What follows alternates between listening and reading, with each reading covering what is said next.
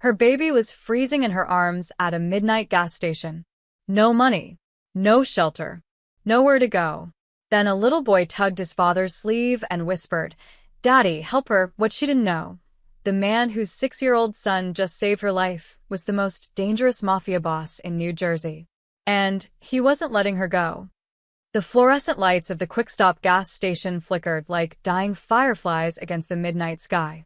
Matteo Ricci pulled his black Mercedes SUV up to Pump 7, killed the engine, and glanced at the rearview mirror. Leo was fast asleep in his booster seat, mouth open, still clutching the toy dinosaur his grandmother had given him 3 hours ago. Matteo stepped out into the cold November air, his breath forming small clouds.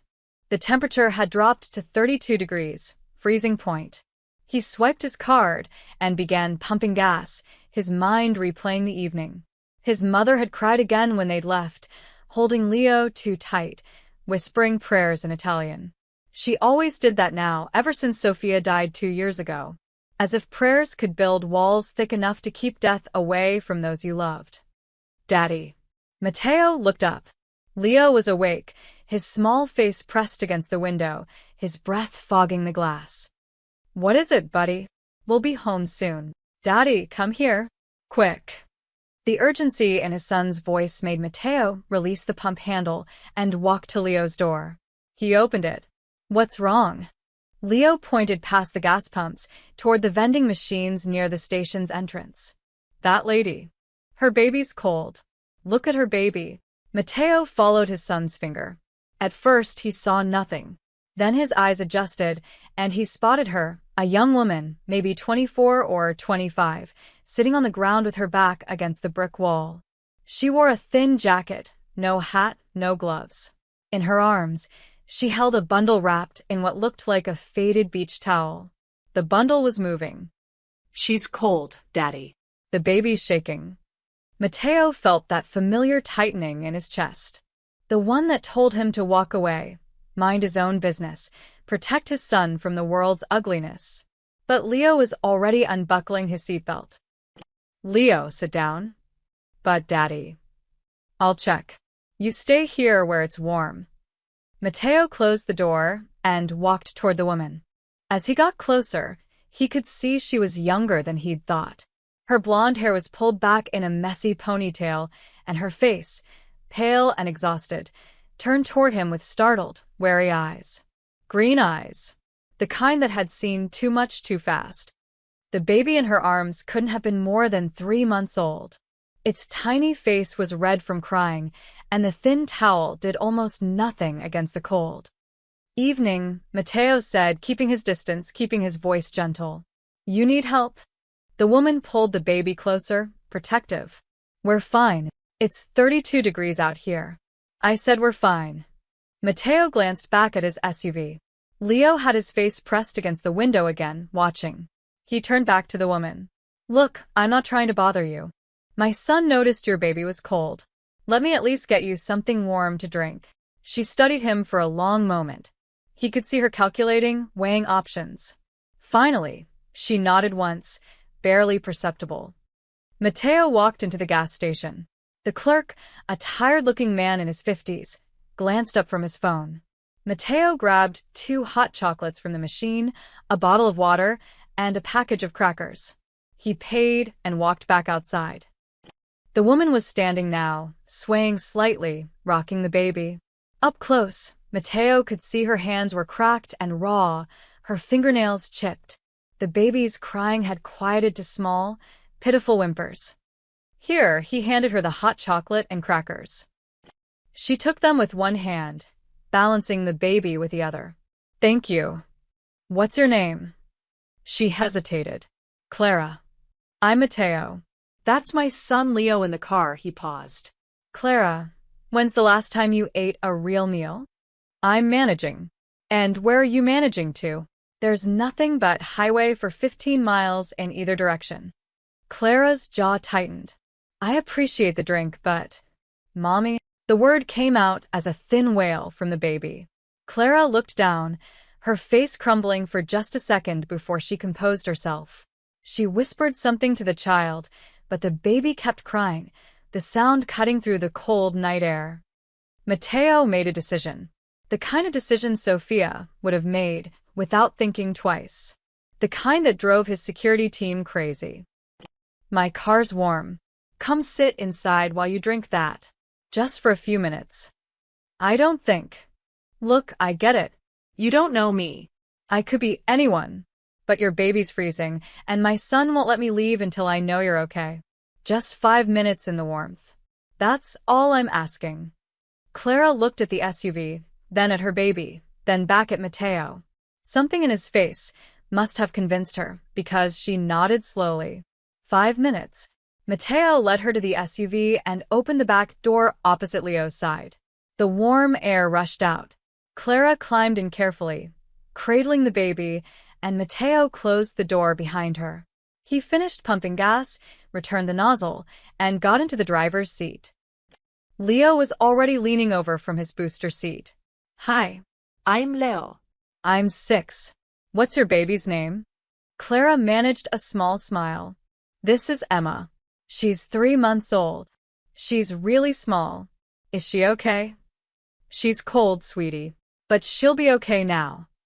Mateo watched in the rearview mirror as Clara held the hot chocolate in one hand, the steam rising around her face.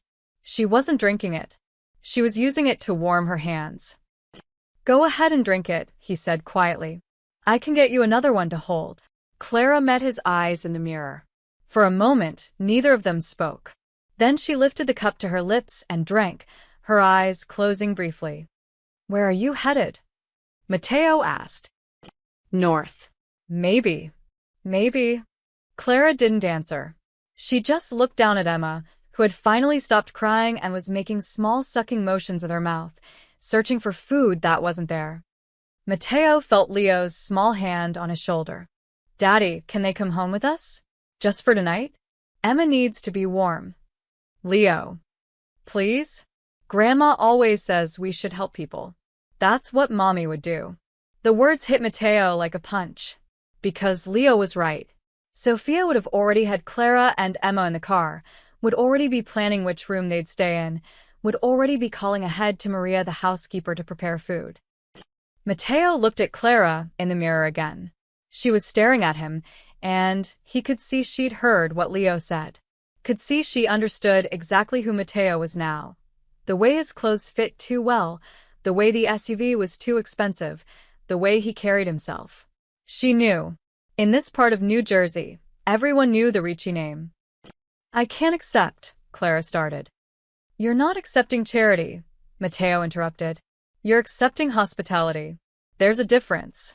One night, warm bed, hot food. Tomorrow you can go wherever you need to go. But tonight, that baby needs warmth, and you need rest. Clara's eyes filled with tears. She blinked them back hard. Why would you do this? Mateo started the engine. Because my son asked me to. And because he's right. He pulled out of the gas station and onto the empty highway.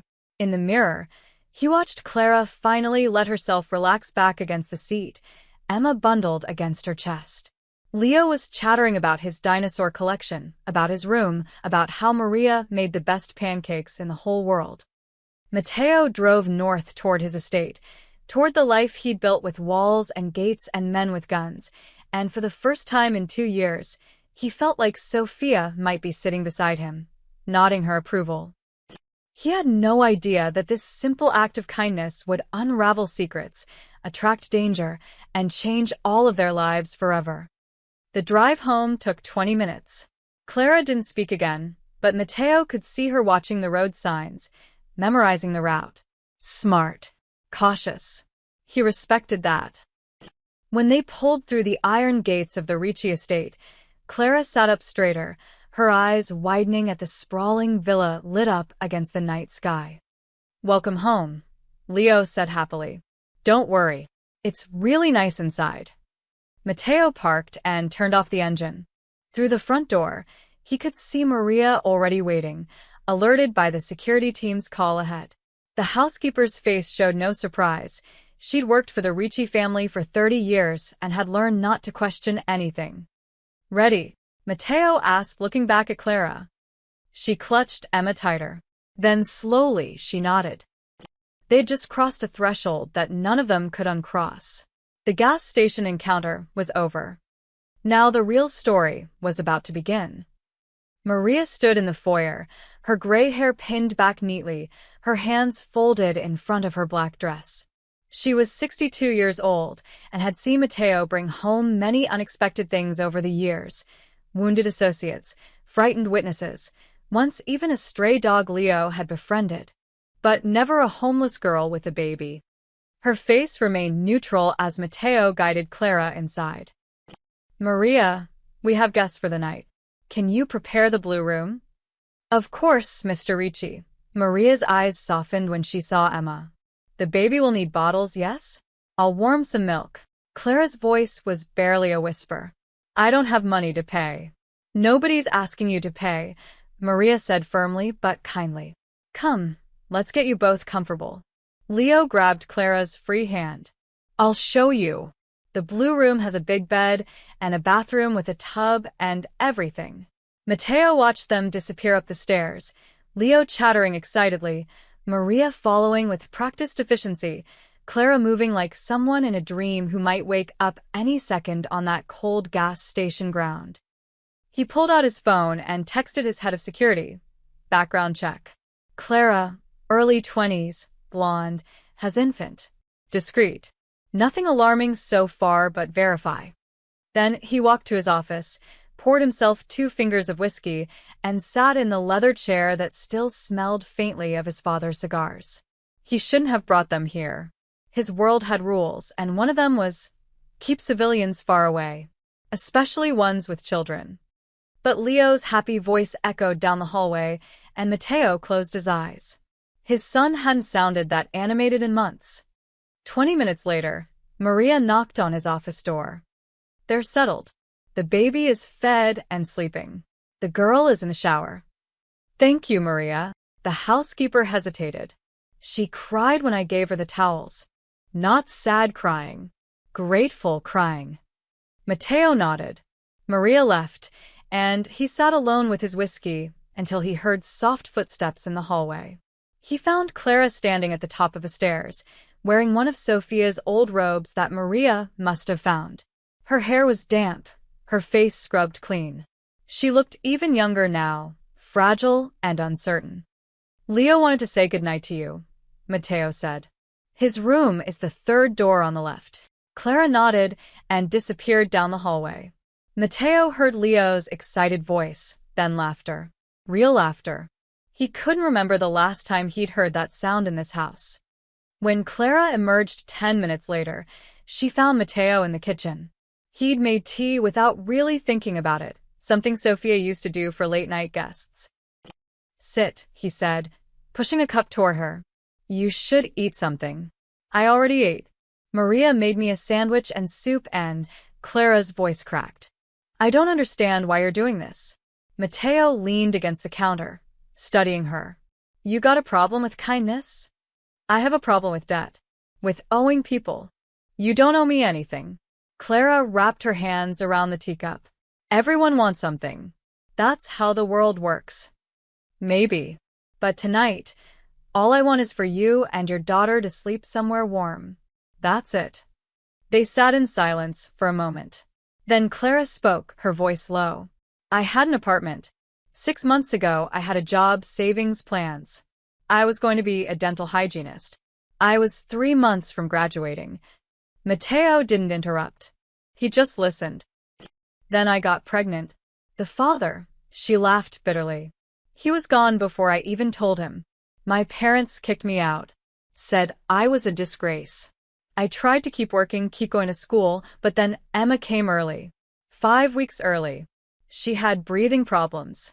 They kept her in the NICU for 2 weeks." Clara's hands trembled around the cup. The bills came. $23,000. My insurance covered some, but not enough. I had to drop out of school.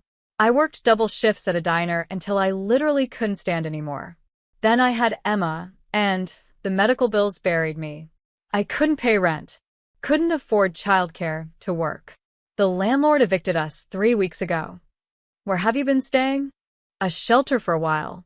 But they have rules. You have to be out by 9 a.m., back by 6 p.m. I couldn't job hunt with the baby. Couldn't leave her. So I just Left. started walking. Thought maybe I'd reach my aunt's place in Pennsylvania, but that's 200 miles away. She looked up at him, her green eyes fierce despite the exhaustion. I'm not looking for a handout. I just needed one warm night, so Emma wouldn't get sick. Tomorrow, I'll figure something out. Mateo set his own cup down. That landlord who evicted you. What's his name? Why? Just curious. Clara studied him, and he could see her making connections, understanding exactly what kind of man she was talking to. His name is Ray Kowalski. But please don't, I don't want trouble. No trouble, Mateo said evenly. But a man who kicks a woman and baby onto the street in November deserves to know what people think of him. I owed him rent, and he owed you humanity. Clara's eyes filled with tears again. She blinked them back angrily. I'm not weak. I'm not some charity case. I can see that. You survived 3 weeks on the street with an infant. Most people couldn't last 3 days. Mateo moved to the sink, rinsing his cup. The blue room is yours for a few days. Rest. Eat. Get warm. Let Emma be safe. That's not charity. That's basic human decency. And then what? Then we figure out what comes next. Clara stood up slowly. I should check on Emma. Maria put a baby monitor in the room. She's probably already asleep. Still. I need to see her. Mateo nodded. As Clara reached the kitchen doorway, she turned back. Thank you for stopping. Most people just drove past me tonight. My son has a good heart. I'm just trying to live up to it. Clara smiled, small but genuine, and disappeared upstairs. Mateo stood alone in the kitchen, thinking about medical bills and cruel landlords and a young woman brave enough to walk 200 miles for her child. He thought about Sophia, who would have done exactly what he'd done tonight. Maybe that's why Leo had insisted. Maybe his son remembered, even at 6 years old, what his mother would have wanted. He pulled out his phone and typed another message to his security chief, also run Ray Kowalski. Landlord in the area. I want everything. Then he climbed the stairs to his own bedroom, passing the blue room where he could hear Clara humming softly to Emma. The house felt different. Warmer somehow. He didn't know yet about the hospital bracelet. Didn't know about the connection that stretched back months before tonight. Didn't know that saving Clara would draw danger to his doorstep. All he knew was that his son was happy, and in this house of ghosts and memories, that was enough. For now. Morning sunlight poured through the villa's tall windows, turning everything golden. Mateo was already awake. He rarely slept past 6 a.m. and stood in his home gym, finishing his last set of push-ups when he heard small footsteps padding down the hallway. Leo appeared in the doorway, still in his dinosaur pajamas. Is Clara still here? I think so. Why don't you get dressed, and we'll find out. Leo disappeared in a flash of excitement. Mateo showered, dressed in dark jeans and a simple black sweater, and headed downstairs. The smell of coffee and something sweet greeted him. In the kitchen, Maria was at the stove making pancakes. Clara sat at the breakfast table, Emma cradled in one arm while she awkwardly tried to butter toast with the other hand. She changed back into her own clothes, worn jeans and a faded blue sweater that had definitely seen better days, but her hair was brushed and her face looked rested, different from the hollow-eyed girl at the gas station. Good morning, Mateo said. Clara looked up startled. Morning. I hope it's okay that I came down. Leo insisted, and Maria said, It's fine. You're a guest. He poured himself coffee. How'd you sleep? Like the dead. Clara's cheeks flushed. Sorry, that's a weird thing to say. It's honest. That's better. Leo thundered into the kitchen, freshly dressed, but with his shirt on backwards. He climbed into the chair next to Clara. Can I hold Emma? Maybe after breakfast, sweetie. She just ate. Maria brought over a plate stacked with pancakes and set it in the center of the table. Eat, all of you. Growing boys and new mothers need food. As Clara shifted Emma to reach for a pancake, Maria's hand suddenly froze midair, holding the syrup bottle. She was staring at Emma's tiny wrist. "Maria?" Mateo asked. "Something wrong?" The housekeeper set down the syrup slowly and moved closer to Clara. "May I see the baby's wrist?" Just for a moment. Clara looked confused but tilted Emma slightly so Maria could see. There, on the infant's impossibly small wrist, was a hospital identification bracelet, the kind they put on newborns that parents often keep as mementos. This one was worn and slightly faded, but still legible. Maria's face went pale. She looked at Clara, then at Mateo, then back at the bracelet. "What is it?" Mateo's voice sharpened. Maria spoke carefully, as if choosing each word. "Mr. Ricci, this bracelet. It's from St. Catherine's Medical Center. Maternity ward." "Okay," Clara said. "That's where Emma was born. They kept her in the NICU because she came early." Maria's hand trembled slightly as she pulled out her phone and scrolled through something. She showed the screen to Mateo. It was a photograph from 8 months ago, Mateo shaking hands with a hospital administrator, standing beside a large ceremonial check. Behind them was a sign, St. Catherine's Medical Center, New Maternal Wing, made possible by anonymous donor. "You funded the new wing," Maria said quietly. "The one with the upgraded NICU." Mateo remembered. It had been one of Sophia's final wishes, written in a letter he'd found after she died. She wanted their money to help mothers and babies, especially those who couldn't afford care. He'd donated $2 million anonymously through a foundation, specifically requesting that no one know the Ricci family was behind it. Clara was looking between them, confused. "I don't understand." Maria sat down heavily in a chair. "When did you say Emma was born?" "July 15th. She came 5 weeks early. They said the NICU saved her life. She couldn't breathe right at first," Clara's voice caught. "I remember feeling so grateful for that place, for those machines and doctors, even though I knew I could never afford to pay for it all." "You got a bill, though," Mateo said slowly, pieces clicking together in his mind. $23,000. Well, that's what it was after insurance. The social worker said it should have been over 100,000, but there was some kind of charitable assistance fund that covered most of it. "An anonymous donation," she said. "I tried to find out who to thank, but they wouldn't tell me." The room went silent except for Emma's small cooing sounds. Leo looked at his father. "Daddy, what's wrong? Why does everyone look weird?" Mateo stared at the tiny bracelet on Emma's wrist. At Clara's face, confused, cautious. He thought about that night 8 months ago when he'd signed the check, sitting in his office, reading Sophia's letter for the 100th time. "Help the mothers who have no one else, Mateo. Help the babies who need a miracle." "Clara," he said slowly, "what hospital charity covered your bills? Do you remember the name?" She thought for a moment. "Something Foundation." The social worker wrote it down. "Hope Springs Foundation." Yes, that was it.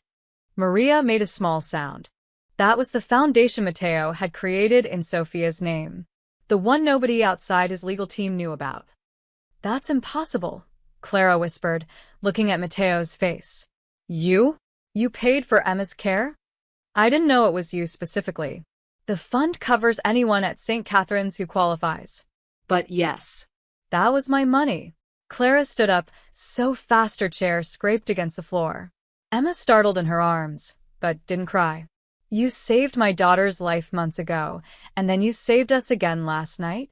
Her voice was rising. "What are the odds of that? What kind of coincidence?" "It's not coincidence," Maria interrupted gently. "In my experience, these things happen for a reason." Mateo couldn't take his eyes off the bracelet. He'd signed that check on February 10th, Sophia's birthday. He'd driven to the hospital himself to meet with the administrators to ensure the money went exactly where it was needed. He'd walked through the new NICU, seeing tiny babies in incubators, mothers crying with relief and exhaustion. Emma had been one of those babies. Clara had been one of those mothers. And he'd never known. "I need air," Clara said suddenly. She was crying now, tears streaming down her face. "This is too much." I don't understand what this means. It means, Mateo said quietly, standing up, that you were supposed to end up at that gas station last night. That Leo was supposed to see you. That you were supposed to come here. I don't believe in fate. Neither did I. He looked at his son, who was watching with wide, solemn eyes. But I'm starting to. Clara sank back into her chair, holding Emma close. So, I already owed you everything before last night. Before any of this. You don't owe me anything. That donation wasn't about debt. It was about doing what's right. But twice? You saved us twice. Maria reached over and squeezed Clara's hand.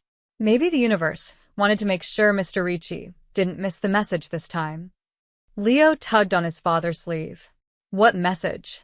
Mateo looked at his son, at Clara and Emma, at Maria's knowing smile. He thought about Sophia's letter, about signing that check, about pulling into a gas station at exactly midnight on exactly the night when Clara needed help most. That some people come into our lives for a reason, he said finally. And we're supposed to pay attention. Clara wiped her eyes with the back of her hand. She looked at Emma's hospital bracelet, then at Mateo. Thank you. For everything. For her life. And for ours. Don't thank me yet, Mateo said, trying to lighten the heavy moment. You haven't tasted Maria's pancakes. They're terrible. They are not. Leo protested, giggling. Even Clara laughed, shaky but real. But as they sat down to breakfast, as conversation slowly resumed, Mateo couldn't shake the feeling that this wasn't just a coincidence or fate bringing Clara to him. It felt like a second chance. After breakfast, Mateo found Clara in the blue room, packing Emma's few belongings into a plastic grocery bag. She looked up when he knocked on the doorframe. Thank you for the meal and the bed. We should probably get going. Where? Clara paused. I'll figure something out. Maybe there's a shelter in the next town or... Stay. I can't keep imposing. It's not imposing. Mateo leaned against the doorframe, choosing his words carefully. Look, you need time to figure things out. Get your strength back. Emma needs stability for a few days. Stay here. A week, maybe 2. Give yourself a chance to breathe. Clara's hands tightened on the bag. Why would you do that? Because I can. Because it's the right thing to do, he paused. And because my son hasn't smiled this much since his mother died. If I send you away, I'll never hear the end of it. As if on cue, Leo appeared behind Mateo, squeezing past his father's legs. Clara, you have to see my room. And the garden. Maria grows tomatoes and everything. And there's a fountain with fish. Leo, maybe Clara wants to rest. No, it's okay, Clara said softly, looking at the boy's eager face. I'd love to see your room. Leo grabbed her free hand and pulled her into the hallway. Mateo followed at a distance, watching his son transform into an enthusiastic tour guide. This is the boring hallway with all the boring paintings, Leo narrated, walking backwards. But this one is my great-great-grandpa. He had a mustache like a walrus. And this is Daddy's office where nobody's allowed except for important business stuff. And this is the library, but the books are old and smell weird. Clara laughed, a real, genuine laugh that echoed through the hallway. Mateo felt something tighten in his chest. Leo's room was an explosion of toys, books, and dinosaur posters. He immediately began pulling things out to show Clara. This is my T-Rex. And this is a Triceratops. And I have a Stegosaurus somewhere, but I lost him. Maybe he's extinct again. Clara sat on the edge of Leo's bed, adjusting Emma in her arms. These are amazing. Do you know all their names? All of them. Daddy took me to the Natural History Museum, and we saw the real bones. They're huge, like bigger than our house. Emma made a small gurgling sound, and Leo's attention immediately shifted. Can I touch her hand? Is that okay? Very gently, Clara said. Leo reached out with one finger and touched Emma's tiny palm. Her fingers instinctively wrapped around his, and Leo's entire face lit up. She's holding me. Daddy, look, she's holding me. Mateo smiled from the doorway. I see that, buddy. She's so small. Was I this small? Smaller, actually. You were born early, too. Leo looked at Emma with newfound respect. We're the same then. Early birds, he glanced at Clara. Can I show her the garden? I'll be really careful. Clara looked uncertain, but Maria appeared in the hallway. I'll go with them. Some fresh air would do everyone good.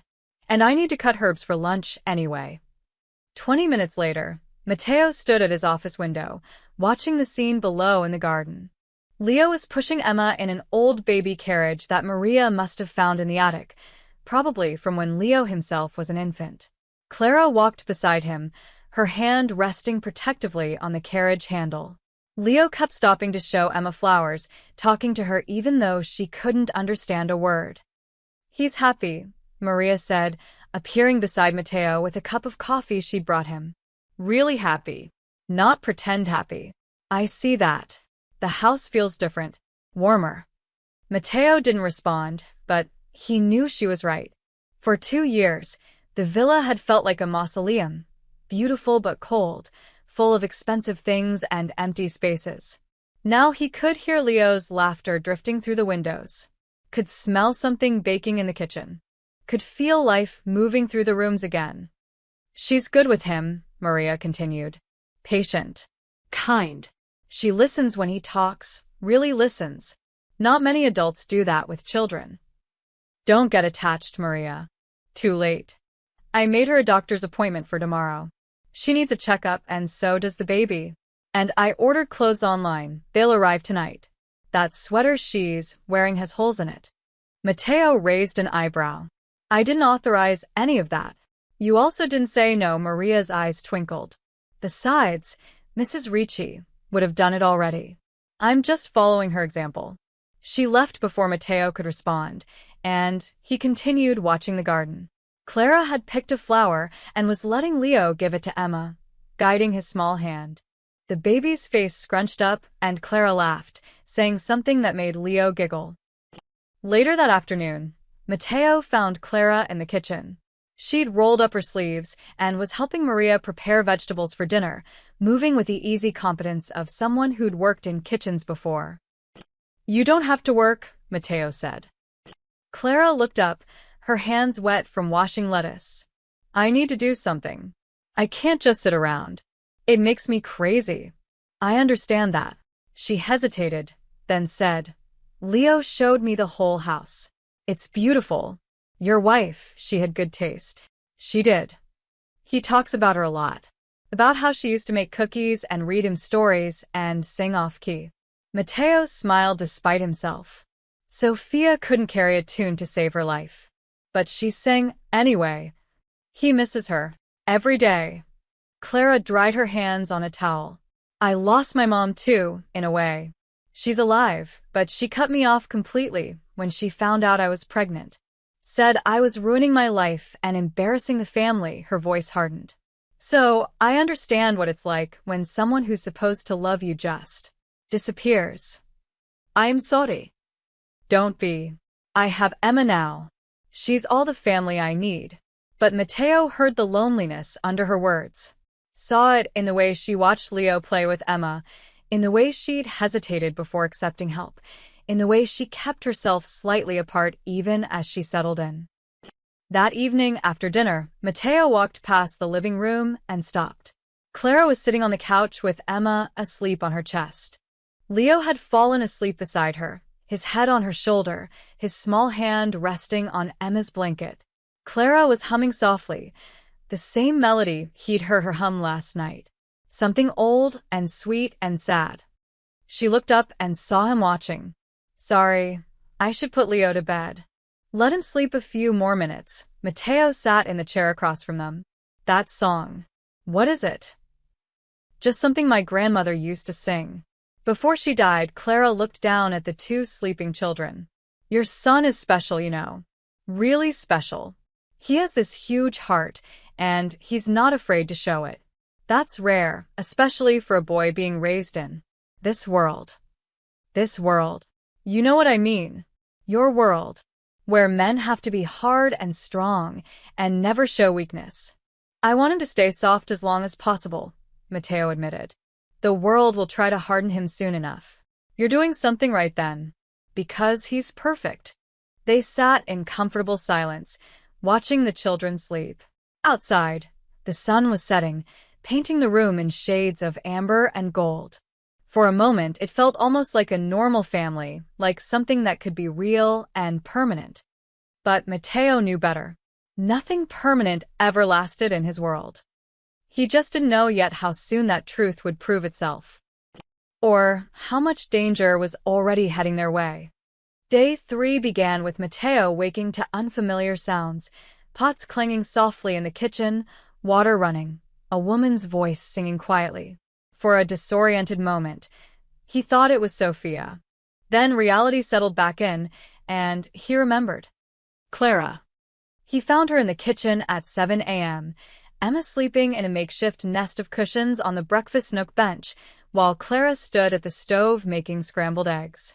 She'd found one of Maria's aprons and tied it around her waist. "Morning," she said, not looking up. "Hope you don't mind. I couldn't sleep, and Maria's been doing so much. Figured I'd help. Maria's not here yet. She doesn't arrive until 8-inch. I know. That's why I wanted to surprise her." Clara plated the eggs alongside toast and fresh fruit. "There's coffee, too. I found everything in the pantry." Matteo poured himself a cup and sat at the counter, watching her work. She moved efficiently, comfortably, like someone who'd spent years in kitchens. When Maria arrived 20 minutes later, she stopped in the doorway, surprised to find breakfast already made and the kitchen spotless. "You didn't have to do this," Maria said. "I wanted to," Clara smiled. "You've been so kind. It's the least I could do." Later that morning, Matteo was in his office on a conference call when he glanced out the window and saw Clara in the garden with Leo. They were collecting fallen leaves, filling a basket together. Leo was explaining something enthusiastically, probably another dinosaur fact, and Clara was nodding along, asking questions, genuinely engaged. Emma was in a carrier strapped to Clara's chest, her tiny head bobbing with each movement. When the call ended, Matteo found them making leaf crowns at the patio table. "Daddy, look, I'm a king." Leo had leaves arranged in a circle on his head, barely staying put. "Very regal," Matteo said. Clara adjusted Emma's blanket. "He's teaching me about photosynthesis. Apparently, leaves are very important to dinosaurs. They ate them," Leo explained. "The plant eaters, I mean, not the T-Rex. He ate other dinosaurs." "Terrifying," Clara said solemnly, making Leo giggle. Matteo felt it again, that tightness in his chest, the warmth spreading through spaces that had been cold for too long. In the afternoon, Maria discovered Clara in the laundry room, folding clothes. "Clara, no. These are my jobs," Maria protested. "Then let me help." Please. "I'm not good at sitting still." Clara folded one of Leo's small shirts with practiced precision. "I worked at a laundromat during high school. This is actually kind of therapeutic." Maria relented, and they worked side by side, chatting about nothing and everything. Matteo passed by once and heard Clara laughing at something Maria said, the sound light and unguarded. That evening, Matteo was reviewing security reports in his office when he heard an odd noise, clanking pipes. He followed the sound to the guest bathroom down the hall and found Clara on her back under the sink, a wrench in her hand, her sleeves rolled up past her elbows. "What are you doing?" Clara's voice echoed from under the cabinet. "There was a leak. Just tightening the connection. Should be there." She slid out, her face flushed with accomplishment. "Fixed. You know plumbing." "My dad was a contractor. He taught me basic repairs before he decided I was a disappointment," she said it matter-of-factly, without bitterness. "Anyway, I couldn't let it drip all night. Water damage gets expensive." Matteo helped her up. Their hands touched briefly, and Clara pulled back quickly, wiping her palms on her jeans. "Sorry, I should have asked first. This is your house, and I just assumed." "It's fine. Thank you." He looked at the now silent pipes. "That's been dripping for a month. I kept meaning to call someone." Well, now you don't have to, she picked up the wrench. I should put this back in the garage. As she walked past him, Mateo caught the scent of baby powder and something floral, probably Maria's soap.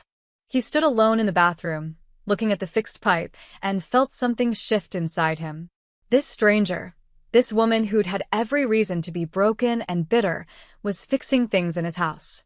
Making breakfast, folding laundry, filling empty spaces with laughter and warmth. That night, Mateo couldn't sleep. He wandered downstairs around midnight and found Clara in the kitchen, heating a bottle for Emma. She startled when she saw him. Sorry, I tried to be quiet. You were. I just don't sleep much, he grabbed a glass of water. How's she doing? Good. She's gaining weight. Sleeping a little longer between feedings, Clara tested the bottle temperature on her wrist. Your home is healing her. Healing us both. They stood in the dim kitchen, the only light coming from the stove hood. Emma made small hungry sounds from the living room, where Clara had left her. I should get back to her, Clara said. But she paused at the doorway. Mateo? Can I ask you something? Sure. Why haven't you asked me anything? About Emma's father, about my family, about any of it? Most people are full of questions and judgment. Mateo set down his glass. Your past is yours. What matters is that you're here now, and you're a good mother doing your best in impossible circumstances. The rest isn't my business. Clara's eyes glistened. Thank you for that. After she left, Mateo sat at the kitchen table in the dark. He thought about Sophia, about how she'd always seen the best in people, always believed in second chances. He thought about Leo's happiness, about how the house felt alive again. He thought about Clara's laugh, the way she hummed while working, the way she fixed broken things without being asked. His phone buzzed. A text from his security chief. Background clear. No red flags. Girls clean. Former landlord though, Ray Kowalski. Different story. Connected to the Castellano family. Small debts. Shady dealings. Mateo stared at the message. The Castellanos were a rival family, small-time but ambitious, always looking for leverage. Ray Kowalski, knowing Clara's location, shouldn't matter. The man had no reason to care about a girl he'd evicted. But something nagged at Mateo. A feeling he'd learned long ago never to ignore. He typed back, keep monitoring Kowalski. I want to know everywhere he goes and everyone he talks to. Then he went upstairs and checked on Leo, who was sleeping peacefully, with his dinosaur clutched to his chest. He walked past the blue room and heard Clara humming that same melody, soothing Emma back to sleep. The house was warm, Happy. full of life. Mateo stood in the hallway, letting himself feel it, the connection growing between them all, the family they were accidentally becoming. He should have known it couldn't last. He should have known that warmth always attracted predators looking for something to destroy.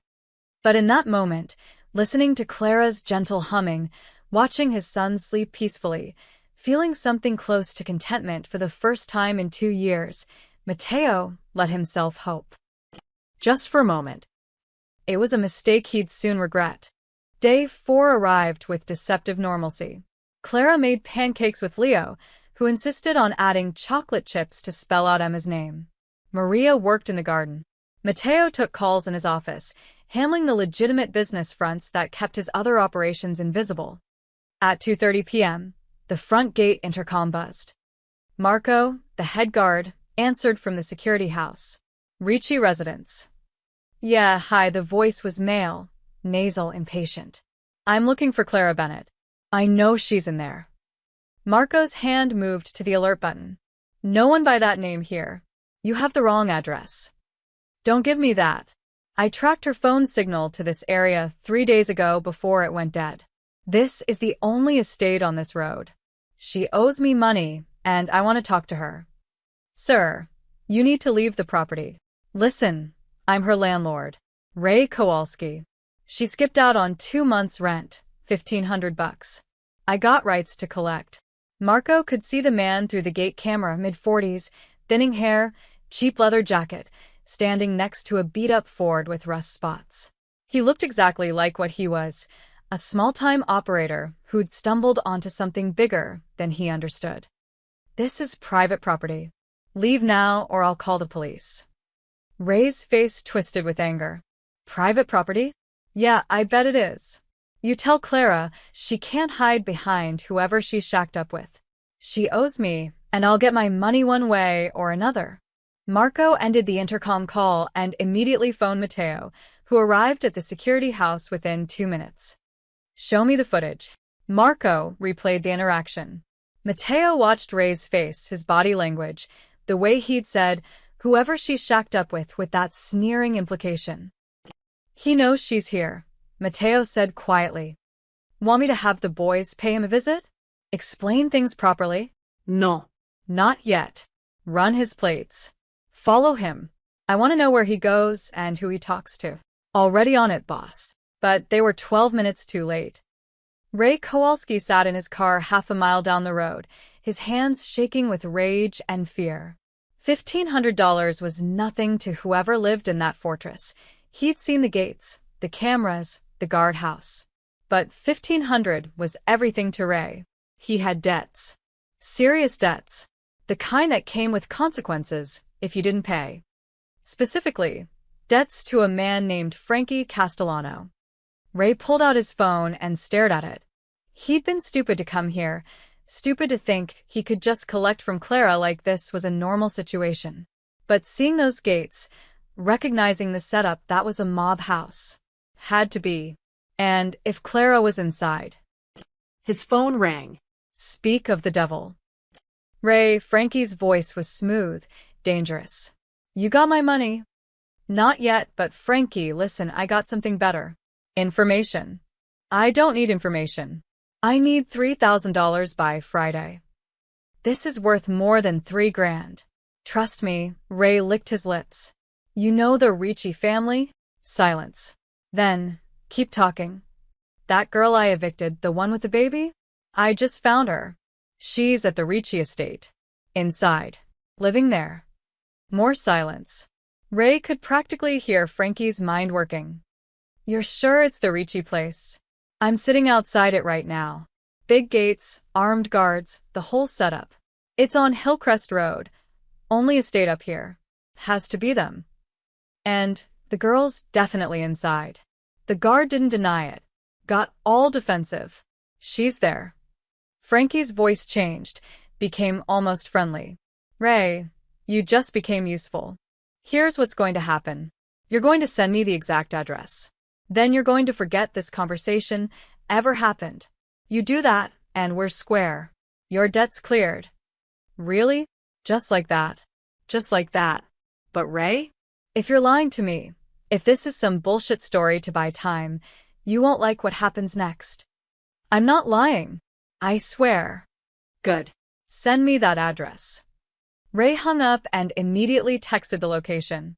His hands were still shaking, but now with relief. Debt cleared. He didn't have to know why Frankie cared about some homeless girl at the Ricci place. Didn't want to know. He started his car and drove away, never noticing the black SUV that fell into place 3 cars behind him. Inside the Ricci villa, Clara was in the living room with Leo, reading him a story about knights and dragons. Emma slept in her carrier nearby.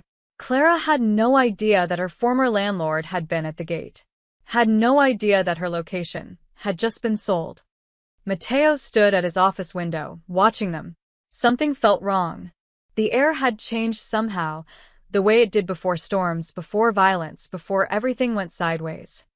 His phone buzzed. Marco, Kowalski made a call immediately after leaving. Couldn't hear it, but body language was animated. He's heading east toward Newark. Matteo texted back, stay on him. Audio surveillance if you can get close enough. Another message came through, this time from Vincent, his information broker. Boss, picked up chatter. Castellano crew, asking questions about your property. Might be nothing but thought you should know. Matteo's jaw tightened. The Castellanos. Frankie Castellano ran a small operation, drugs, gambling, some enforcement work. Not big enough to challenge Matteo directly, but ambitious. Stupid ambitious. He walked downstairs and found Maria in the kitchen.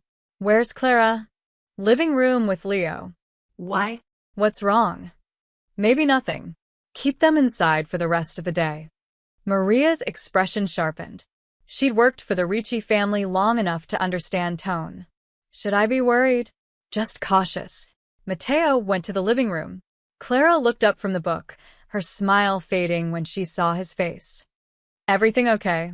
Clara, I need you to think carefully. Your landlord, Ray Kowalski. Who does he know? Who does he associate with?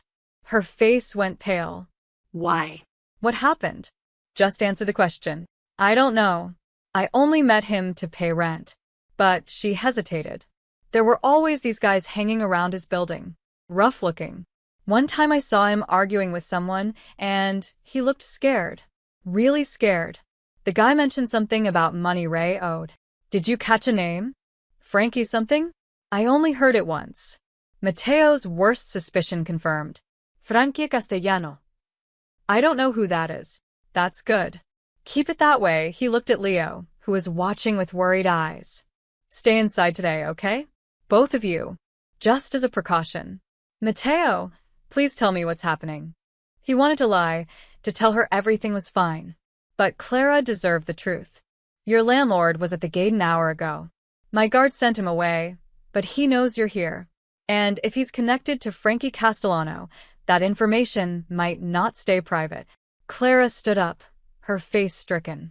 I brought this here. I brought danger to your home. No. He brought danger. There's a difference. I should leave. Take Emma and... You're not going anywhere. You're safer here than out there. He moved closer, his voice firm.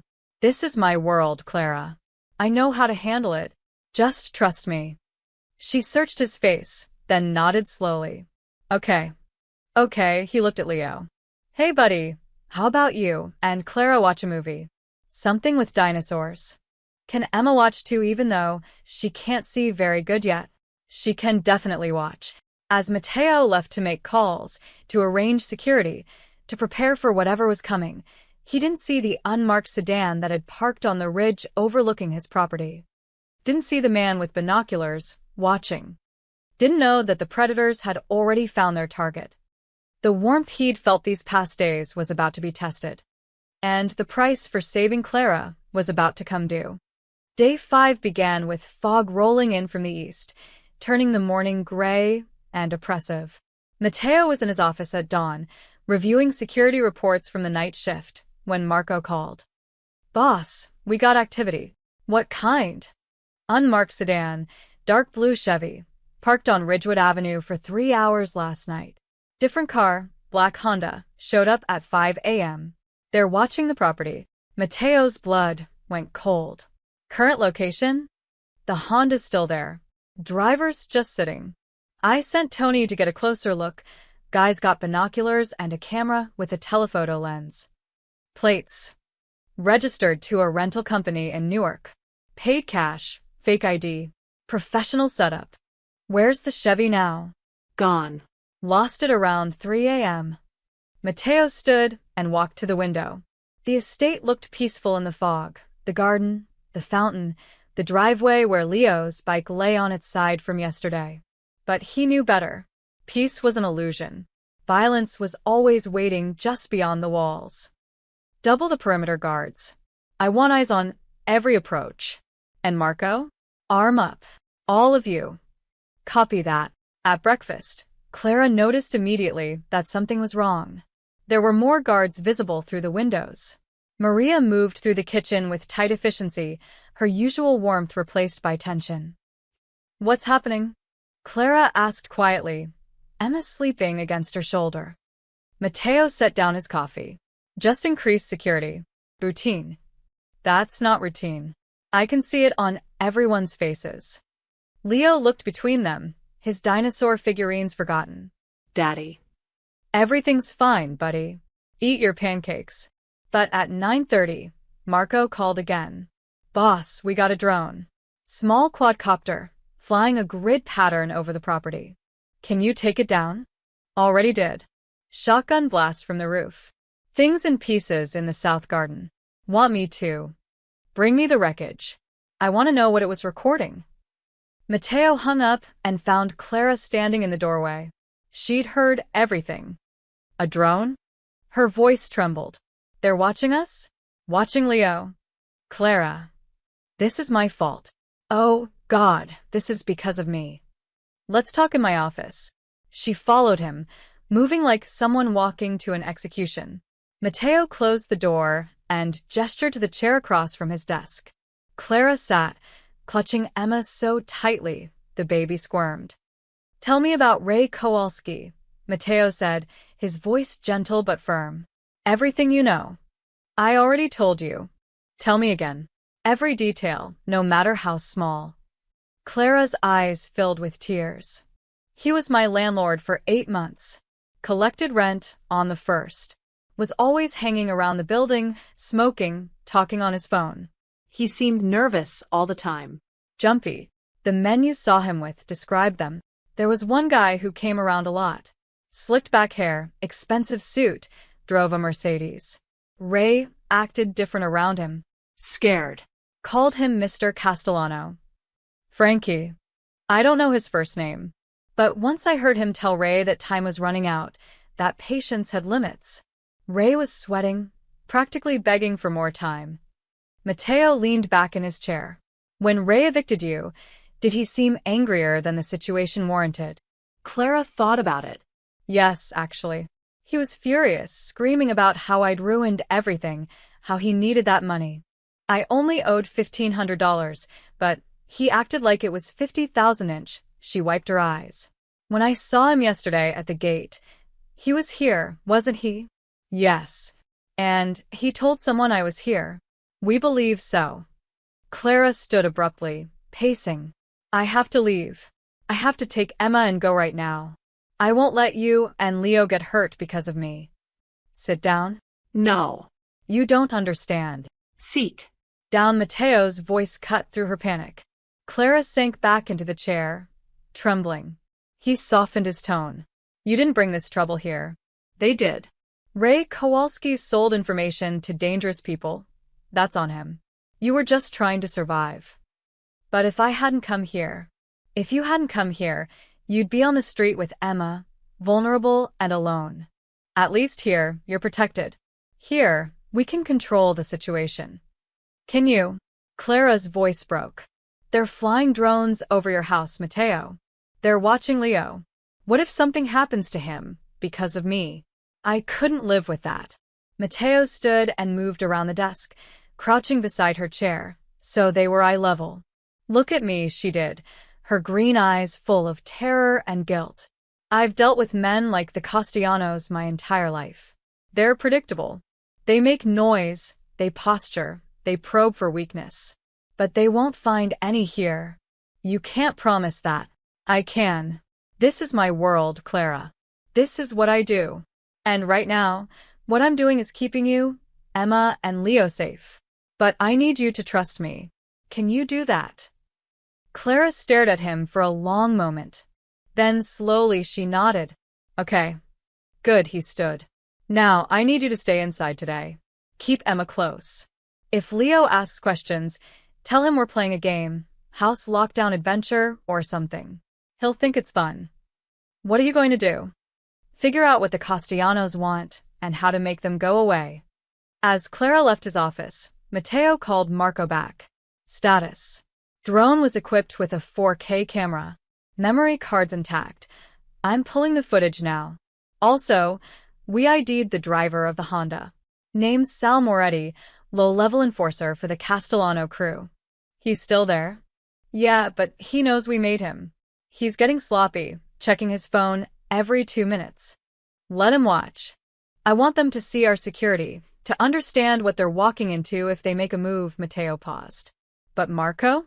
I also want to know where Frankie Castellano is right now. Every single place he goes, everyone he talks to. Pull in favors if you need to. On it. Mateo spent the next hour making calls, to contacts in the police department, to information brokers, to allied families who owed him favors. The picture that emerged was troubling. Frankie Castellano had been making moves lately, trying to expand territory, muscling in on operations that weren't his. He was ambitious and reckless, A dangerous combination. And now he thought Clara was leverage. At lunch, Mateo found Leo and Clara in the living room, building a blanket fort while Emma watched from her carrier. Leo had transformed the lockdown into an adventure, just as Mateo had hoped. "We're hiding from the dragon," Leo explained seriously. "This fort has magic protection." "Very important," Mateo agreed. He caught Clara's eye over Leo's head. She gave him a small, grateful smile. But that smile faded when Marco appeared in the doorway, his expression grim. "Boss, you need to see this." Now. Mateo followed him to the security office. On the monitors, Marco pulled up footage from the perimeter cameras. New cars arriving, parking at various points around the estate. 6 different vehicles in the last hour, all keeping distance but clearly coordinating. "They're establishing a surveillance perimeter," Marco said. "This isn't reconnaissance anymore. This is preparation." Mateo's jaw tightened. "They're planning something. Question is what?" And when? Mateo stared at the screens, watching the cars, counting heads, assessing threats. The Castellanos were making their move. They thought Clara was a weakness, a way in, a tool they could use. They were about to learn how wrong they were. But first, he had to make sure Leo and Emma stayed safe. Because if the Castellanos were willing to surveil his home in broad daylight, they were willing to escalate. And escalation in his world meant blood. "Lock it down," Mateo said quietly. "Full protocol. Nobody gets in or out without my authorization." "What about the girl?" "Especially the girl. She stays here until this is over." Marco nodded and began issuing orders. Mateo returned to the living room, where Leo and Clara were still playing, innocent and unaware of the predators circling outside. He would protect them, all of them, no matter what it cost. By late afternoon, the fog had thickened into something oppressive. Mateo stood in his office, watching the security feeds with Marco. 8 vehicles now surrounded the property at various distances. The message was clear: "We know where you are and we're not leaving." "They're getting bold," Marco said. "Too bold. Frankie must really want something. He wants leverage." Mateo's mind was racing through scenarios, calculating risks. "He thinks Clara's my weakness. Thinks he can pressure me through her." Is he wrong? Mateo didn't answer. Instead, he pulled out his phone and made a call. "Vincent? I need the safe house on Oakmont Road prepared. Full provisions, security team, everything. 1 hour." When he hung up, Marco was staring at him. "You're moving them." "I'm moving everyone. Clara, Emma, and Leo. They stay there until this is finished. The boy won't like leaving his home. The boy will be alive. That's what matters." 20 minutes later, Mateo found Clara in the blue room, folding Emma's clothes with shaking hands. She looked up when he entered, her face pale. "We need to leave, don't we?" Yes. "I have a safe house, smaller than this, but secure. You, Emma, and Leo will stay there for a few days." "And you?" "I'll be handling things here." Clara's hand stilled on the tiny onesie she was folding. "They want me. If I just left, went far away, this would all be over." "No, it wouldn't. They'd find you, and you'd have no protection." Mateo moved closer. "Clara, listen to me. You're not bait, and you're not a bargaining chip. You're under my protection now. That means something in this world.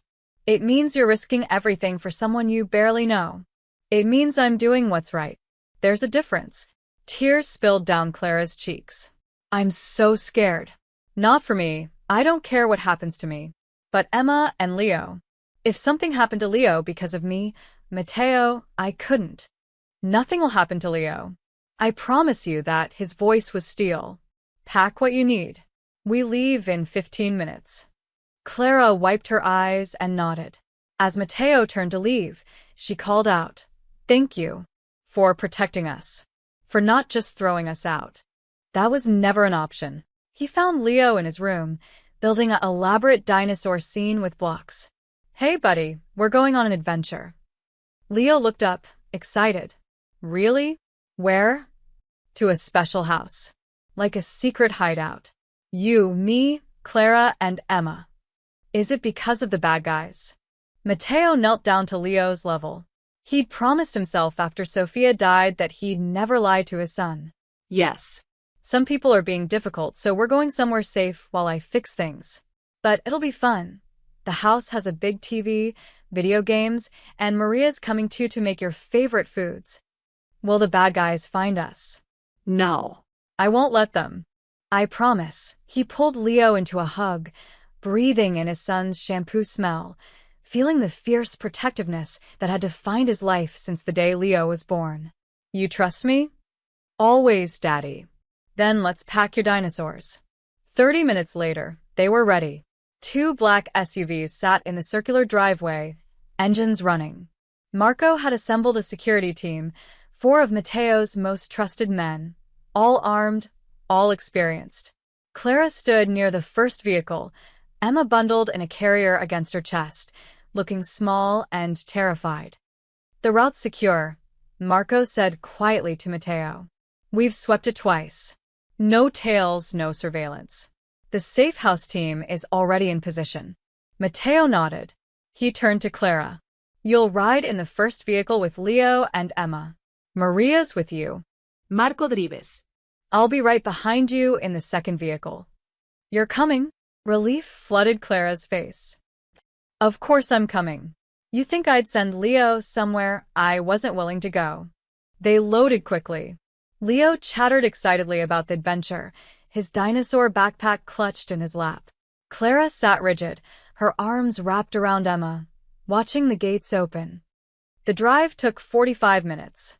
Marco took a deliberately circuitous route, doubling back, using side streets, ensuring no one followed. Matteo watched the mirrors constantly, his hand resting on the concealed weapon in his jacket. The safe house was a 2-story colonial in a quiet suburban neighborhood, deliberately ordinary, deliberately forgettable. The kind of place nobody looked at twice. But Matteo knew every window was bulletproof glass, every door reinforced steel, every room covered by cameras. It was a fortress disguised as a family home. Inside, Maria immediately began making the place comfortable, unpacking food, starting dinner. The security team took positions throughout the house and perimeter. Leo explored the living room, finding the video game console and whooping with delight. Clara stood in the kitchen, holding Emma, looking lost. The bedroom upstairs on the right is yours, Matteo said. Leo's is next door to you. Mine's across the hall. You're really staying? I told you, I don't send my son anywhere I won't go. But your estate has a full security team. This is where I need to be right now, he gestured to the windows, where dusk was falling. This house is safe. No one knows about it except my inner circle. You can rest here. Clara looked at him, really looked at him. Not the mafia boss from rumors, not the cold Don, but a father who'd uprooted his own life to keep a stranger's baby safe. Who are you? She asked softly. Really? Someone who knows what it's like to lose people. Someone who won't let it happen again, if I can prevent it. Your wife, Sophia. She died 2 years ago. Car accident, drunk driver. Wrong place, wrong time. Leo was in the car too. He survived without a scratch. She died instantly. Matteo's voice was flat, controlled. I couldn't protect her, but I can protect him. And you. And Emma. Clara reached out and touched his arm gently. You're a good man, Matteo Ricci. I don't care what people say about you. You don't know what people say. I can imagine. But I know what I see. I see someone who stopped at a gas station when everyone else drove past. Someone who brought strangers into his home. Someone who's risking everything to keep a baby he doesn't even know safe, her voice cracked. That's not a monster. That's a hero. I'm not a hero, Clara. I've done things. I don't care about those things. I care about this. About now. About the fact that Leo is laughing in the other room because he feels safe with his father. Before Matteo could respond, Marco appeared in the doorway. Boss, perimeter's secure. We're locked down tight. Good. Rotate shifts every 4 hours. I want fresh eyes constantly. After Marco left, Clara asked, "What happens now?" Now? We wait. Let the Castellanos make their move. And when they do, I'll be ready. And then this ends. Permanently. Clara shivered, but not with fear. With something else, understanding maybe. Recognition that the man standing in front of her lived in a different world with different rules. A world where protection came with prices and safety required strength. "Come on," Mateo said, his voice softening. "Let's get you and Emma settled. Tomorrow's soon enough to worry about everything else." As they walked upstairs, Leo's laughter echoed from the living room where Maria was teaching him a card game. Emma cooed softly against Clara's chest. Outside, armed men stood watch in the darkness. Inside this ordinary house, this fortress, this temporary shelter, a makeshift family tried to find peace. But Mateo knew peace was an illusion. The storm was coming, and when it arrived, he'd be ready to face it. Day 6. Afternoon. Mateo had left the safe house at dawn, leaving Marco and 3 guards with Clara, Leo, and Maria. "I'll be back by dinner," he'd promised Leo. "You be good for Maria." Now, standing in his estate's security office, watching the monitors with cold focus, Mateo was glad he'd made that decision. "They're probing the south perimeter," Tony reported, pointing to a screen. 2 men on foot, testing the fence line. "Amateur hour." "Too amateur," Mateo said quietly. "They want us to see them." Distraction? Probably. As if on cue, the north camera alert flashed. 3 more figures, moving through the woods that bordered the property. These ones were trying to be stealthy, dressed in dark clothes, moving with purpose. "There's our real threat," Mateo said. "How many men do we have on property?" 8. "Plus you. Pull 4 to the north perimeter. Keep 2 on the south as backup. Leave 2 monitoring here." Mateo pulled on a jacket that concealed a shoulder holster. "I'm going out." "Boss, maybe you should." "I'm going out." Tony knew better than to argue. "Yes, sir." Mateo moved through his estate with practiced ease, taking the north path through the garden. His earpiece crackled with updates from his team. 3 subjects, maybe 4, approaching Sector 7. "I see them. Moving to intercept." "Boss, you want them stopped or questioned?" "One of each," Mateo said coldly. "Your choice which." He reached the tree line as his men closed in. There was a brief scuffle, grunts, the sound of fists connecting with flesh, a muffled curse. Then silence.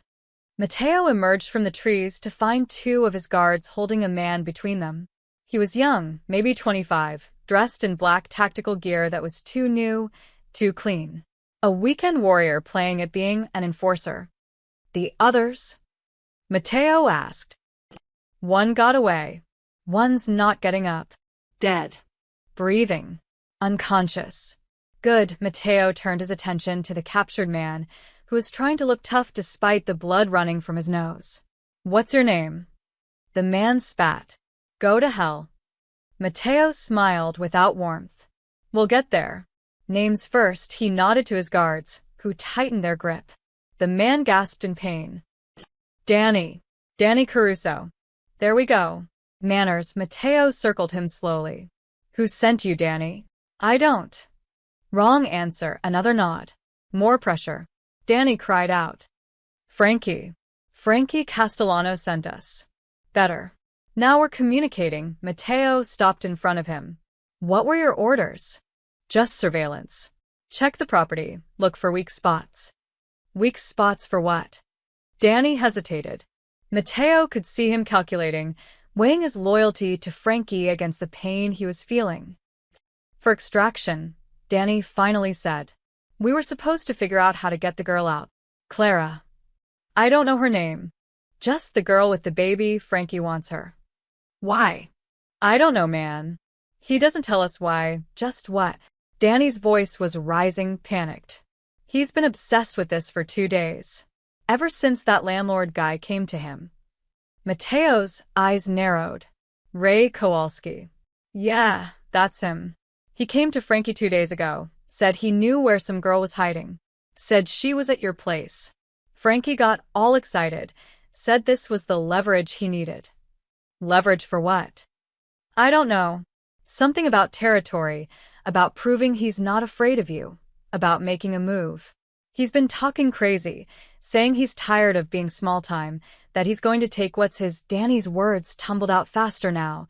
Self-preservation, overriding loyalty. He thinks if he has the girl, he can negotiate with you.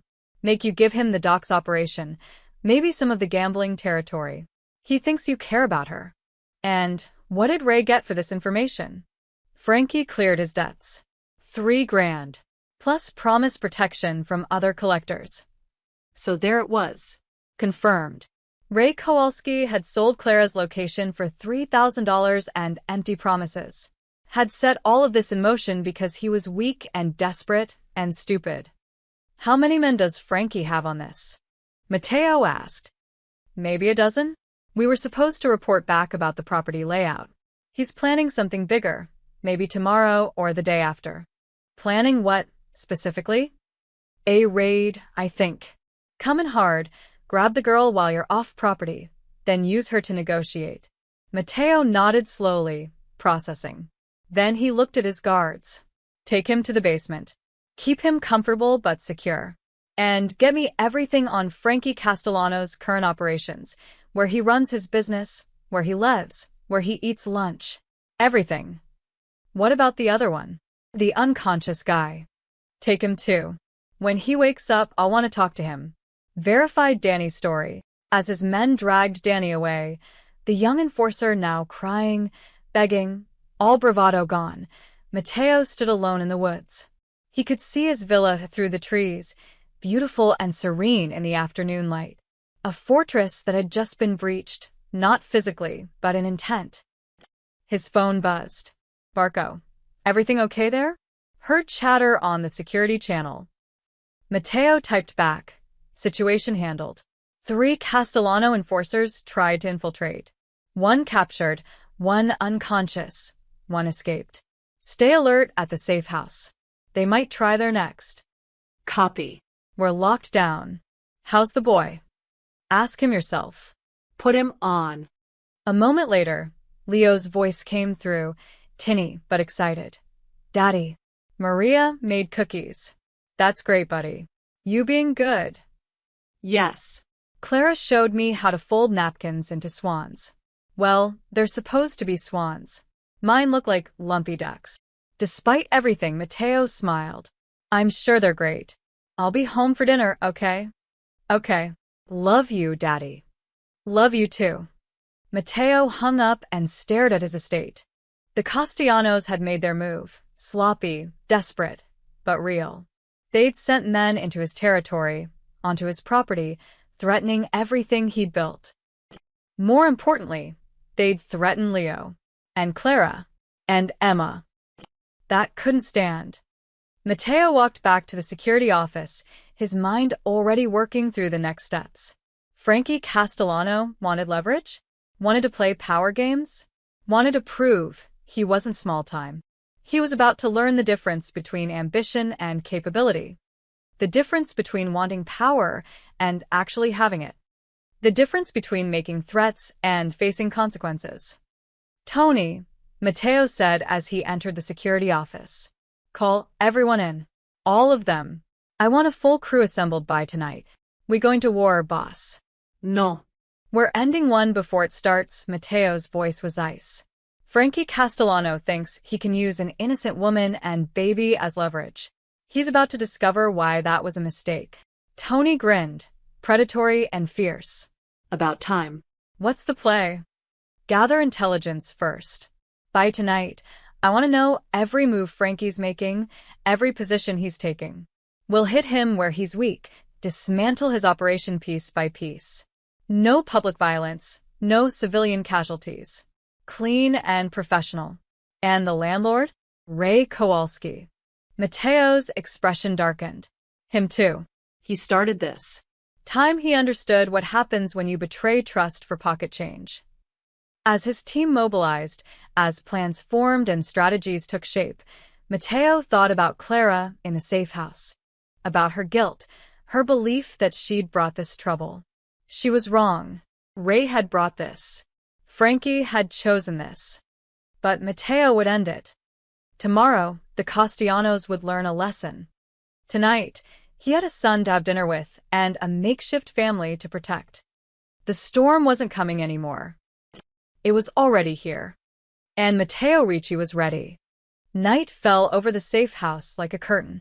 Mateo sat at the dining table with Leo, Clara, and Maria, eating spaghetti and pretending everything was normal. Leo told stories about the video games he'd played. Maria complained about the kitchen being too small. Clara was quiet, watching Mateo with questions in her eyes. After Leo went to bed, Mateo's phone buzzed continuously. Updates, confirmations, positions. He stepped onto the back porch and Clara followed him. "You're leaving again," she said. "Not a question."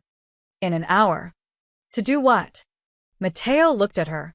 "To make sure you and Emma can go back to living normal lives. To make sure Leo is safe. By hurting people. By making things very clear to people who don't understand subtlety." He leaned against the railing. "You want me to apologize for what I'm about to do?" "No," Clara surprised him. "I want you to come back safe. Leo needs you." And she hesitated. "We need you." Before Mateo could respond, his phone rang. "Tony, we're ready, boss. Everyone's in position. I'm on my way." Mateo turned to Clara. "Lock the doors behind me. Marco's here, with 3 men. You'll be safe." "Mateo," she reached out, touched his arm. "Thank you. For everything." He nodded and walked into the night. 20 minutes later, Mateo stood in an abandoned warehouse across from Frankie Castellano's social club. His team, 12 men, experienced and loyal, surrounded him. "Status?" he asked quietly. Tony pulled up a tablet showing heat signatures and tracking data. "Frankie's inside with 6 guys. The surveillance cars around your estate? We've identified all 8 vehicles. Teams are in position at each 1 inch. Ray Kowalski. At his apartment in Newark. Alone. Team is waiting for your signal." Vincent, his information broker, stepped forward. "Boss, I got more intel. Frankie's been bragging to other families about his play against you. Word spread. People are watching to see what you do." "Good. Let them watch." Mateo's voice was steel. "Here's how this goes.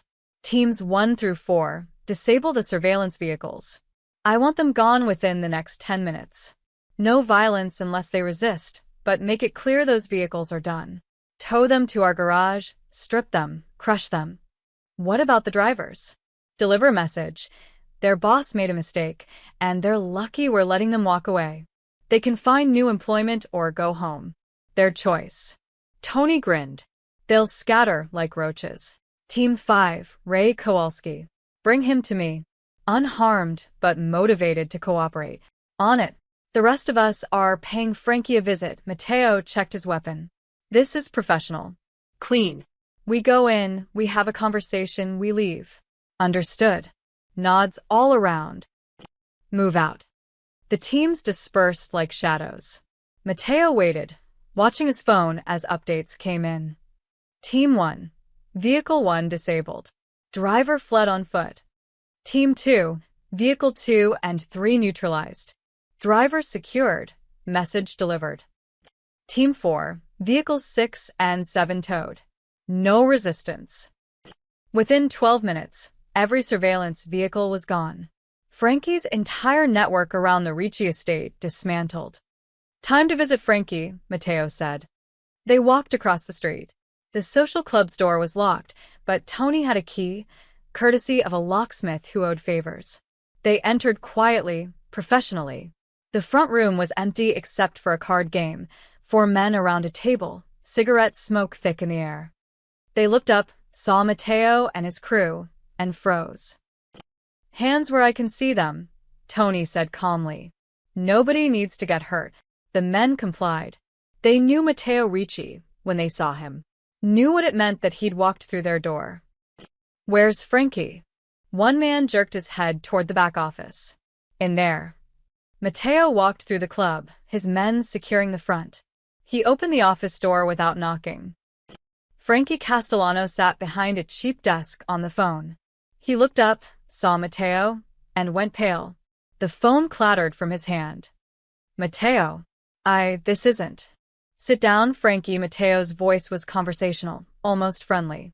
That made it more terrifying. Frankie Saturday. Matteo closed the door and leaned against it, arms crossed. You made a mistake. Listen, I can explain. You sent men to my property. You planned to kidnap a woman and baby for my home. You thought you could use them as leverage. Matteo's tone never changed. Did you really think that would work? I wasn't going to hurt them. I just needed. You needed what? Territory? Respect? Power? Matteo shook his head. You have ambition, Frankie. I respect that. But ambition without wisdom gets people killed. Frankie's hands trembled. What do you want? I want you to understand something. That woman in my home? She's under my protection. That means she's untouchable. Her baby? Untouchable. My son?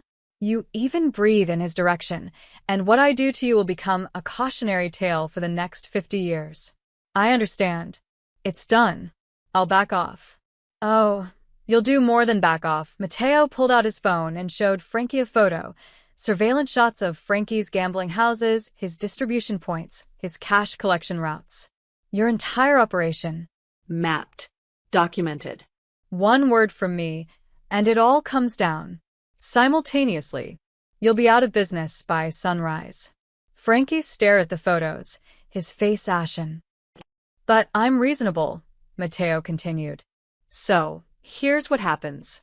You pull every man you have away from my property, my businesses, and my family. You forget Clara exists. You never mention the Ricci name again except with respect. And you pay the woman $50,000. 50, I don't have that kind of. You do. You have it in the safe behind that painting. Matteo nodded at the wall. I know because I know everything about your operation, Frankie. Everything. And that 50,000? That's what you owe Clara for the fear you caused her, for threatening her child, for making her feel unsafe when she was already at her lowest. That's insane. That's fair. And Frankie. Matteo leaned forward. If you refuse, if you resist, if you even think about retaliating, I won't just shut down your operation. I'll make sure every family in the tri-state area knows you threatened a woman and baby under Ricci protection. You'll have no friends, no allies, no future. Frankie was sweating now. You're putting me out of business. No. I'm teaching you a lesson. Take it or leave it. Matteo straightened. You have 60 seconds to decide. Frankie looked at the desk, at his hands, at the photos on Matteo's phone. The calculation was simple. Lose money or lose everything. I'll pay, he whispered. I'll stay away. It's done. Smart man. Matteo pocketed his phone. The money will be delivered to my estate by noon tomorrow. Cash. And Frankie? Consider this your only warning. There won't be a second 1 inch. He walked out without looking back. At Ray Kowalski's apartment, the landlord sat zip-tied to a chair, sobbing. Tony stood over him, patient and calm. Please, I didn't know. I didn't know it would go this far. Matteo entered the apartment. Ray's crying intensified. Ray. Look at me. Matteo waited until the man's tear-filled eyes met his. You sold information about a homeless woman and baby for $3,000. I was desperate. Frankie was going to hurt me. And now you've learned an important lesson. Choosing the wrong side has consequences. Matteo nodded to Tony, who pulled out a legal document. This is a confession. You're going to sign it. It states that you accepted payment from Frankie Castellano to provide information, and that you knowingly endangered Clara Bennett and her child. I'm not signing that. You are. Because if you don't, Frankie will think you cooperated with me anyway, and he'll have no reason not to retaliate against you. But if you sign, I keep this somewhere safe, and you disappear. Leave New Jersey.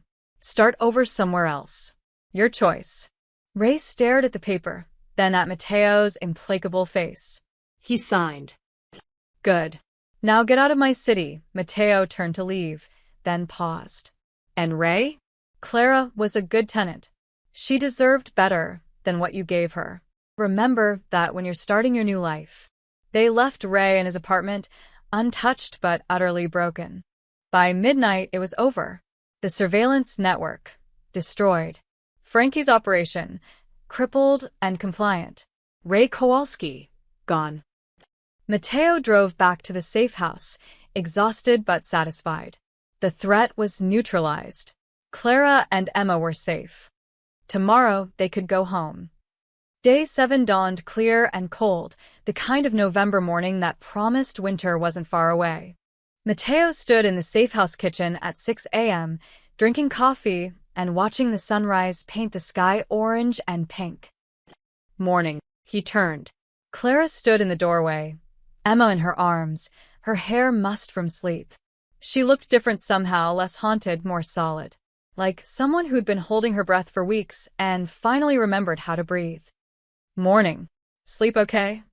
Better than I have in months. She poured herself coffee one-handed, a skill she'd perfected over 3 months of motherhood. Is it over? Really over? Really over. Frankie's backing off permanently. Ray Kowalski is leaving New Jersey. Your name's been scrubbed from everything. Mateo paused. You're safe, Clara. You and Emma both. Clara's eyes filled with tears. She set down her coffee and wrapped her free arm around herself. I don't know what to say. Thank you feels so inadequate. You don't need to say anything. But I do. She looked at him directly. You saved my life. Twice now. 3 times if you count the hospital bills. You put yourself and Leo in danger for us. You gave us a home when we had nowhere. You fought people I didn't even know existed. How do I ever repay that? You don't. It's not a debt. Then what is it? Mateo considered. It's what we do for people who matter. You matter, Clara. To Leo, to Maria, to this household. And that makes you family. Clara couldn't hold back the tears anymore. She cried quietly, Emma squirming against her chest until the baby started crying too. Mateo took Emma gently, giving Clara space to compose herself. Hey, little one, he murmured, rocking the baby. Your mama's okay. She's just happy. Emma's cries settled to whimpers, then silence. She stared up at Mateo with huge eyes, and for a moment he was transported back 6 years, holding Leo for the first time, feeling that overwhelming terror and love. Clara wiped her eyes. You're good with her. Practice. Leo was colicky. I walked miles at 3 a.m. trying to get him to sleep. Sophia was lucky to have you. I was lucky to have her. She made me better than I was. Mateo looked down at Emma. She would have liked you, I think.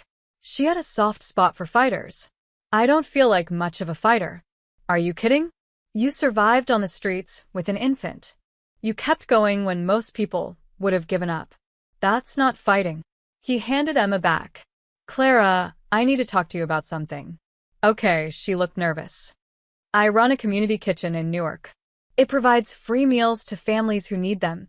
No questions asked, no judgment, just food. The woman who manages it is retiring next month. Clara's eyes widened. You want me to manage it? Yes. The pay's decent. $50,000 a year plus benefits. Health insurance for you and Emma. The work's hard but meaningful. You'd be helping people like yourself, people who fell through the cracks. Mateo leaned against the counter. You'd be good at it. You're organized, compassionate, and you understand what it's like to need help. 50,000? Clara's voice was barely a whisper. I was making 22,000 at the diner before Emma came. And benefits? Real health insurance. Real everything. It's a legitimate job with a legitimate organization. Tax documents, retirement plan, the works. Clara sat down heavily in a chair. Why would you do this? You've already done so much. Because you need a fresh start, and I need someone I can trust in that position. Someone who'll run it with heart, not just efficiency. Someone who remembers what hunger feels like. He paused. And because I think it's what you're meant to do. Help people. The way you've been helping around here, you have a gift for seeing what needs doing and just doing it. I don't have experience managing anything. You managed to keep yourself and a baby alive on the streets. You can manage a kitchen, Matteo smiled slightly. Maria says you're a natural organizer. Leo says you're the nicest person he's ever met. That's all the references I need. Clara looked at Emma, then back at Matteo. Yes. Yes, I want the job. I'll work so hard, I promise. I'll make you proud. I'm already proud. You don't have to prove anything. The sound of small feet thundering down the stairs interrupted them. Leo burst into the kitchen, still in his pajamas. Are we going home today? For real? For real, Matteo confirmed. Pack up your dinosaurs, buddy. Yes. Leo pumped his fist, then noticed Emma in Clara's arms. He walked over and very gently touched the baby's hand. Emma, we're going home. You're going to love the garden. And my room. And Maria's cookies. Clara watched Leo with Emma, and Matteo watched Clara watching Leo. Over the past week, the bond between them had become undeniable. Leo treated Emma like his little sister, protective, gentle, constantly wanting to help. And Clara treated Leo with the same patient affection, never too busy to answer his questions or admire his drawings. They looked like a family. By noon, they were back at the Ricci estate. The villa felt different, lighter somehow, despite everything that had happened. Maria had flowers on every table. The security team had swept every inch and declared it safe. Life was returning to normal. Except nothing was normal anymore. Everything had changed. That evening, after dinner, Matteo found Clara on the terrace, Emma asleep in her carrier. Clara was staring out at the garden, her expression thoughtful. Penny for your thoughts? Matteo asked. I was just thinking. I can't stay here forever. In the guest room, I mean. You've been so generous, but I need my own space. Independence. I know. That's actually what I wanted to talk to you about, Matteo pointed to the east. See that house through the trees? The white one with the blue shutters. Clara squinted. I think so. It's mine. Small, 2 bedrooms, 1 bath, nothing fancy. I bought it years ago for estate staff, but it's been empty for a while. It's yours if you want it. Rent-free for the first year while you get on your feet, then we'll figure out something fair. Matteo, I can't. Clara, he cut her off gently. You need a home. Emma needs a home. This gives you independence, but keeps you close. Leo would love having you nearby, he's already attached to Emma. And, honestly, he smiled. It makes Maria happy. She's gotten used to cooking for you. Clara laughed through tears. You've thought of everything. I try. She looked at the house through the trees, then at the villa, then at Matteo. Close, but independent. Exactly. I can come visit? Bring Emma to see Leo. Every day if you want. Or, whenever you want privacy. Your choice. Clara took a deep breath. Okay. Yes. Thank you. We'll move you in tomorrow. Maria's already been over there, stocking the kitchen and making it livable. Of course, she has. Clara shook her head in wonder. Your family is incredible. You're part of that family now. Whether you're in the villa or the house down the street, you're one of us. Matteo met her eyes. That doesn't change. Something passed between them in that moment. Understanding, gratitude, and maybe something more. Something neither of them was quite ready to name. I should get Emma inside, Clara said softly. She needs a bath before bed. Need help. I've got it. But thank you. As she walked away, Matteo stood alone on the terrace, looking at the white house through the trees. A week ago, he'd been a widower going through the motions, his son, his only light. Now he had a makeshift family, a woman who made him think about futures instead of just surviving the present, and a baby who somehow felt like she belonged. The gas station encounter had changed everything. And somehow, Matteo knew the changes were just beginning. 6 weeks later. November had given way to December, and the first snow of the season dusted the Ricci estate like powdered sugar. Matteo pulled through the gates at 5 p.m., tired from a day of meetings and negotiations, the kind of legitimate business that kept his other operations running smoothly. He should have gone straight home.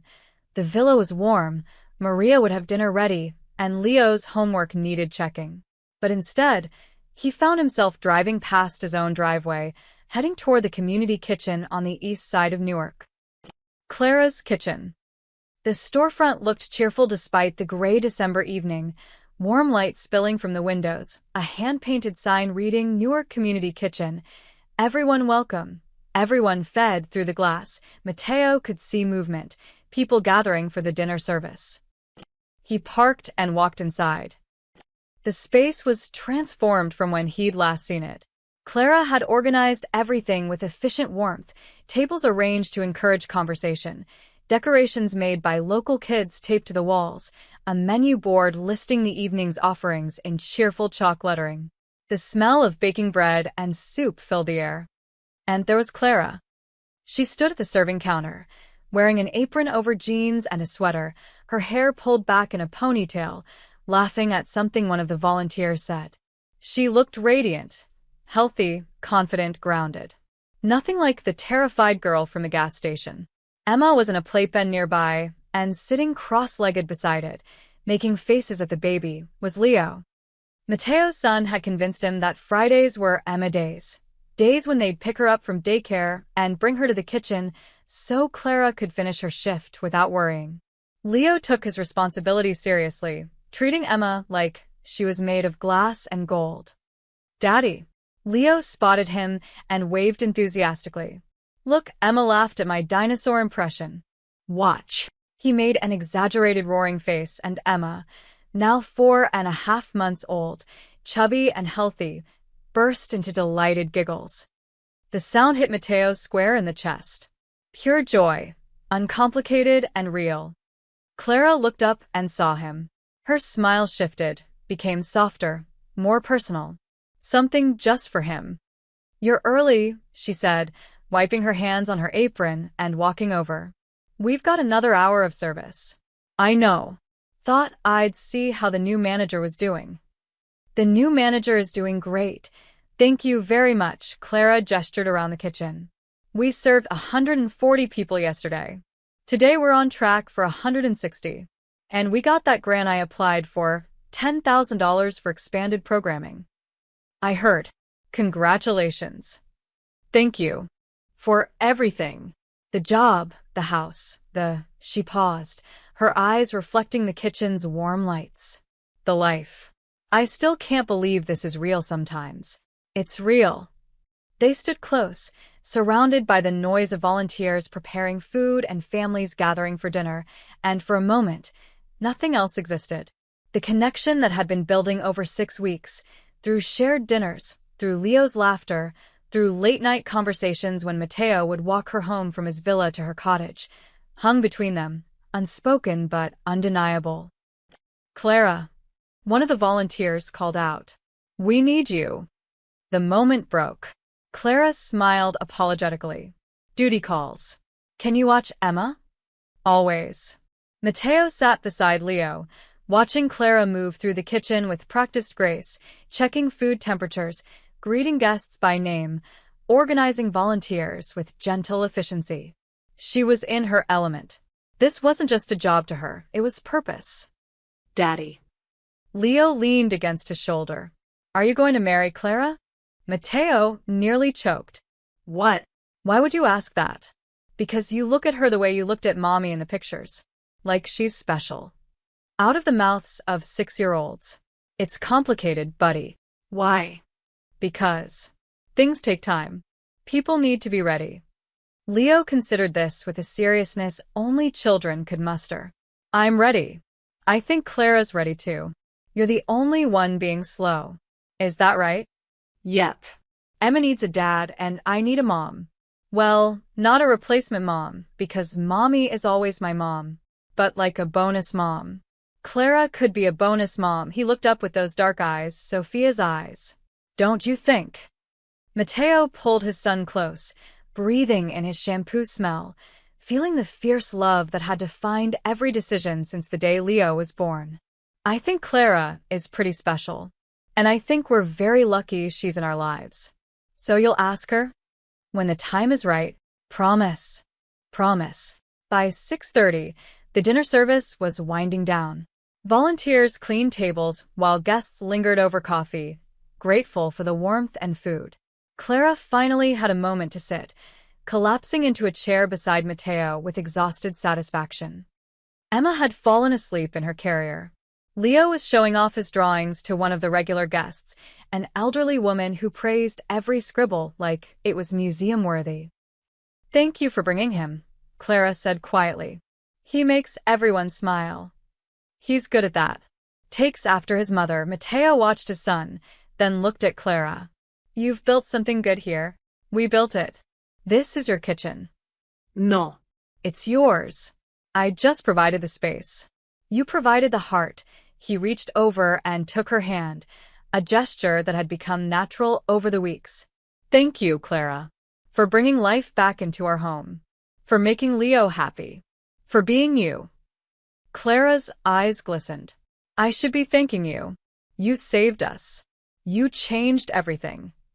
"It wasn't me." Mateo glanced at Leo, who was now attempting to teach the elderly woman about Triceratops horns. "It was Leo who saved you that night.